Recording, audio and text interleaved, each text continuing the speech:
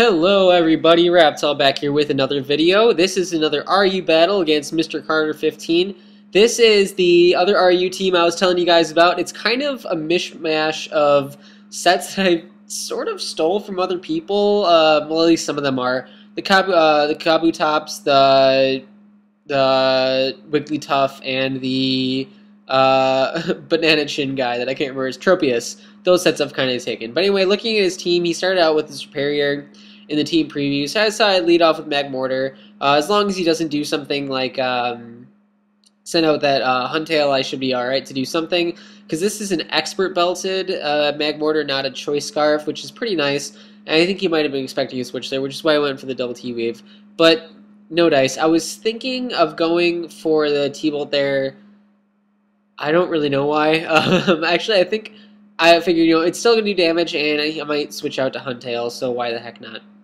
And here, I also have Psychic on this guy, which I really was thinking of going for, because I was thinking he was going to switch in, not to this guy, but to Huntail. So I'm like, well, Psychic would do more than Fire Blast, but alas, no dice.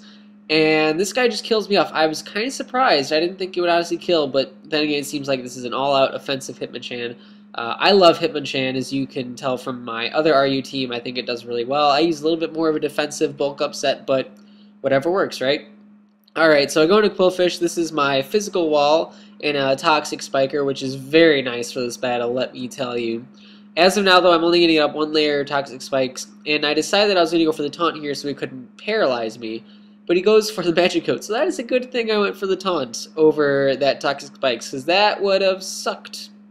Well, yeah, no, I mean, it would have sucked. It wouldn't have been the worst thing in the world, but it still would have sucked.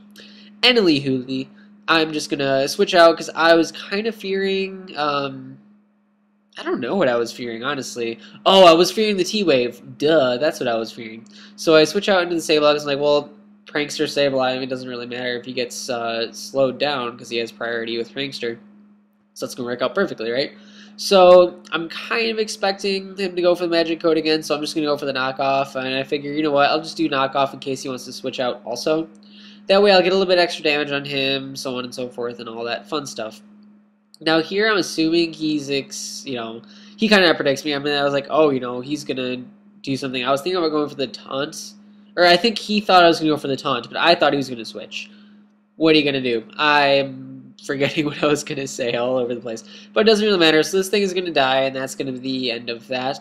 Now, before, when I first made this team, Sableye was not on the team. It was actually a Golurk on the team. Because I wanted the ground type, and the ghost type was really nice, and it was working pretty well.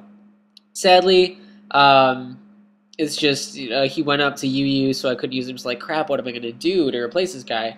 I initially tried a couple other guys. Nothing really worked that well with this team. Like, you know what? Sableye, Prankster is the least. I'm going to try him, see how he works, and he's been working pretty well. I think it has the possibility to go up to UU. Just because, in RU, there's not usually a whole lot of raw power, and it pretty much has to be from the special side 90% of the time, because usually it does have Will-O-Wisp, which is obviously priority, so if you're going to use a physical attacker on it, bad news bears. Anywho, Tropius comes out. This is a very cool set that I saw from somebody. It might have been on a PMP or a PMP beta video. Can't quite remember. But I don't actually get to use this match, although, every single guy on this team does come out, at least for a little bit. I do miss the glare.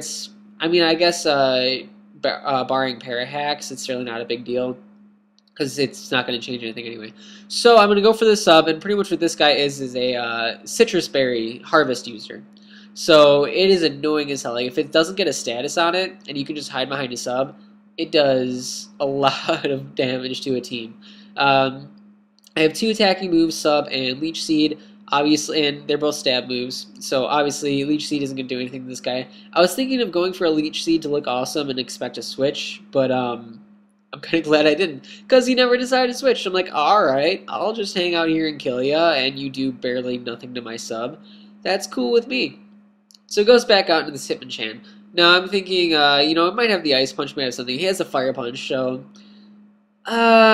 you know what? No, I couldn't have stayed in here anyway. I was thinking of staying in here during the battle, but I switched out just because of the massive amount of damage it did to my Magmortar and kill it. Missed the Leech Seed, which, it sucks. It's not the worst thing in the world. What are you gonna do? And Ugh, sorry guys, I'm tripping over myself here. So we do a double switch. He goes into Huntail, I go back into Quillfish. I was originally going for the Intimidate on that guy, but you know, brings in Huntail, not a big deal. I'm expecting this to be a Shell Smash set, which I'm really not that worried about.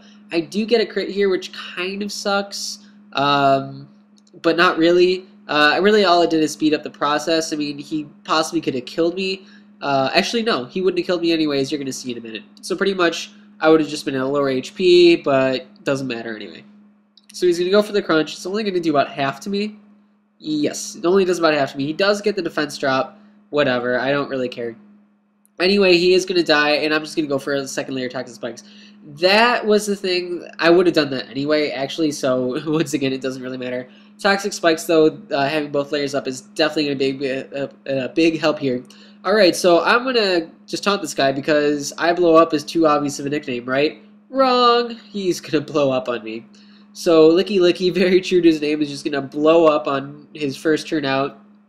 And I guess that's cool.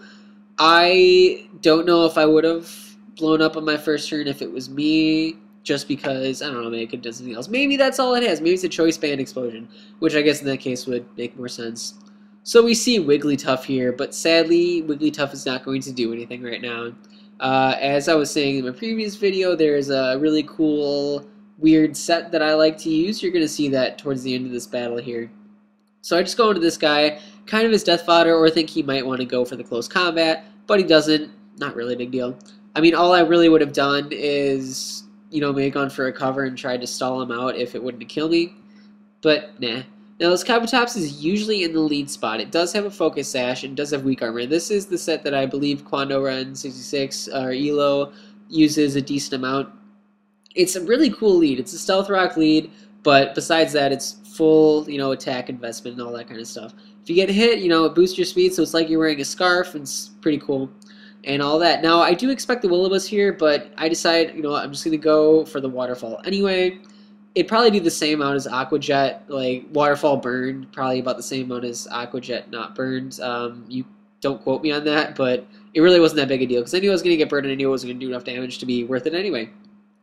So I do go for the second waterfall here instead of the Aqua Jet, because I know he's going to recover, so I might as well do damage after he recovers, right? That would make sense. So I do get some damage on him versus no damage after the recovery.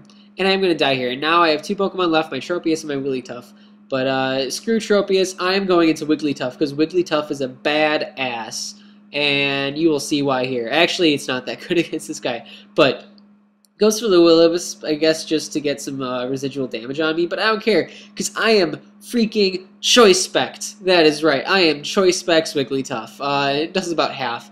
But he's going to end up running here because he knows it's a feudal battle. I'm going to kill him off in the next turn anyway. So good game, MrCarter15.